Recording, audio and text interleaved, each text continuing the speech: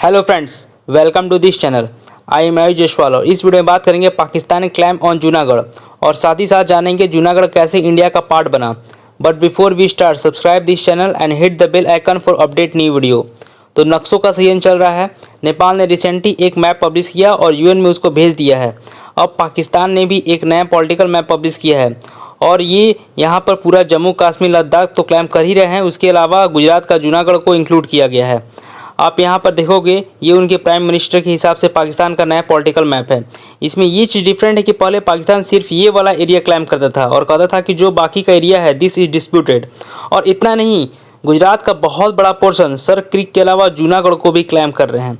Now timing is everything. आपको पता होगा इंडिया 5 अगस्त को फर्स्ट एनिवर्सरी सेलिब्रेट किया है after the abrogation of article 370 from Jammu and Kashmir. तो उसी के एक दिन पहले मीन्स 4 अगस्त 2020 को पाकिस्तान ने एक नया मैप रिलीज़ किया। इसका एक रीज़न है, देखो आर्टिकल 370 हटने के बाद पाकिस्तान ज़्यादा कुछ कर नहीं पाया। उन्होंने कोशिश करी कि यूएनएससी में बात उठाए मगर कोई रिजोल्यूशन पास नहीं हुआ। चाइना ने बहुत जोर डाला तो मैक्सिमम ये हो पाया कि इनफॉर्मल सी मीटिंग में कुछ डिस्कशन हुआ मगर ओवरऑल इमरान खान के पास कुछ था नहीं अपने लोगों को बताने के लिए कि उन्होंने किया क्या है about the abrogation of article 370।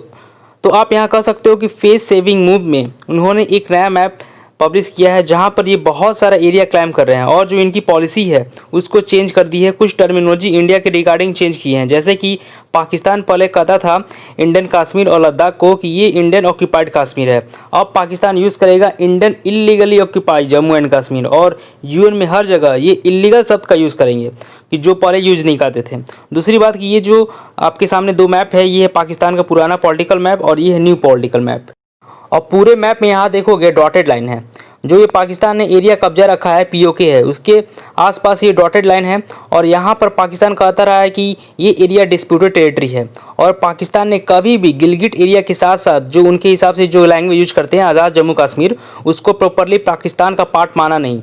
मगर पाकिस्तान ये कह रहा है कि बिल्कुल ये एरिया प्रॉपरली पाकिस्तान का है और ये सारा एरिया है सिवाय अक्षय चिन्ह को छोड़कर। तो इससे देखो तो पहली बात तो ये काफ़ी क्रिस्टल क्लियर हो जाती है कि पाकिस्तान का कोई ऐसा इंटेंशन नहीं था कि कश्मीरी के लिए एक नया देश बने, ये लोग इंडिपेंडेंट हो, कश्मीरी मूवमेंट को सपोर्ट करें। उनका मेन ऑब्जेक्टिव था लैंड ग्रैबिंग, कैसे भी करके इंडिया का लैंड ग्रैब करना चाहते थे।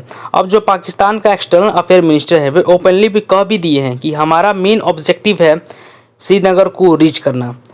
जो सपना देखा था उनके एंसेस्टर ने उसको पूरा करना। यहाँ पर आप देखोगे ये स्टेटमेंट है महमूद कुरैशी का, कह रहे हैं कि इतिहास में पहली बार हमारी सरकार ने ओपनली स्टांस क्लियर किया है क्योंकि पहले कहते थे कि ये सिर्फ एक डिस्प्यूटेड है।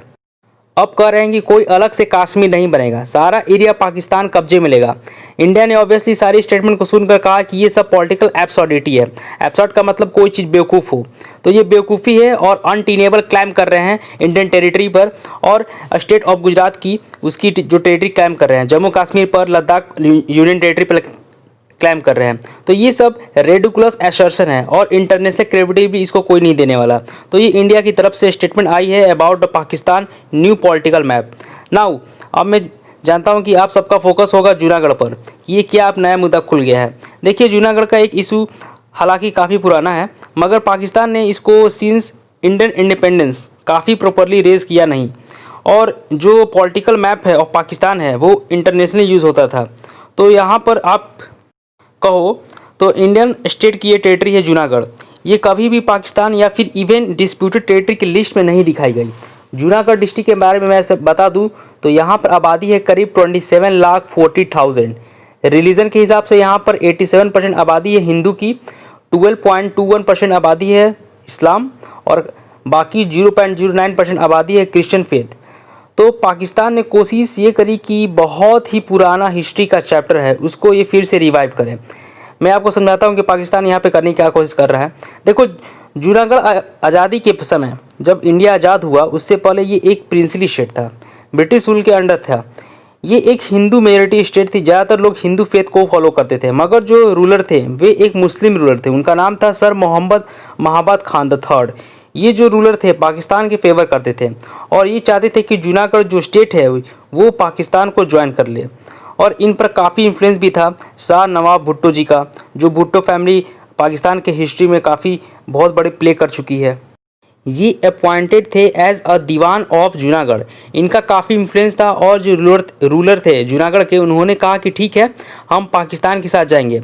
नाउ इनकी डिमांड थी कि वो ऑलमोस्ट क्लियर हो चुकी थी, मगर सरदार पटेल बीच में आ गए। उन्होंने कहा कि रूलर खुद निर्णय नहीं लेंगे, यहाँ पर वोटिंग होगी, प्लेबिसाइट होगा। बाद में नेहरू जी ने भी सरदार पटेल को सपोर्ट किया, कहा कि जूनागढ़ इंडिया का पार्ट है और हम यहाँ पर प्लेबिसाइट करने को तैयार हैं। तो इंडिया ने पहली बात तो जूनागढ़ को पूरी तरह से ब्लॉकेट कर दिया। ये जो पूरा एरिया दिख रहा है इसको ब्लॉकेट कर दिया गया, यहाँ पर किसी भी तरह का सप्लाई नहीं पहुँची। फिर उसके बाद जूनागढ़ के जो रूलर थे पाकिस्तान भाग गए। फिर वहाँ की जनता के साथ वोटिंग कराई गई और वोटिंग में ऑब्वियसली बहुत बड़ी संख्या में लोग इंडिया का पार्ट बनना चाहते थे और इस तरीके से जूनागढ़ इंडिया का पार्ट बन गया। हालांकि पाकिस्तान ने जनवरी 1948 में जूनागढ़ का केस यूएनएससी में लेकर गए थे। पाकिस्तान का तर्क था कि उस समय जूनागढ़ की ruler instrument of accession sign कर लिया है, फिर इंडिया ओवररूल कैसे कर सकता है। मगर ये इशू यूएन के सिक्योरिटी काउंसिल में प्रॉपरली डिस्कशन हुआ नहीं, क्योंकि पूरा फोकस चला गया कश्मीर पर। यहाँ पर पाकिस्तान कोशिश कर रहा है कि जो बहुत बड़ी पुरानी जो केस है उसको रिवाइव करे। पॉसिबिलिटी है कि आने वाले समय में ये यूएनएससी में चाइना के थ्रू जूनागढ़ का इशू फिर से उठा सकते हैं।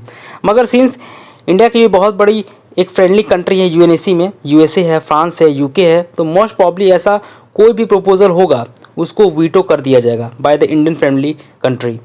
सो उम्मीद करता हूँ कि वीडियो पसंद आया होगा। अगर पसंद आता है तो इसे लाइक करिए, शेयर करिए। अब मिलते हैं ऐसी टॉपिक के साथ, तब तक के लिए जय हिंद।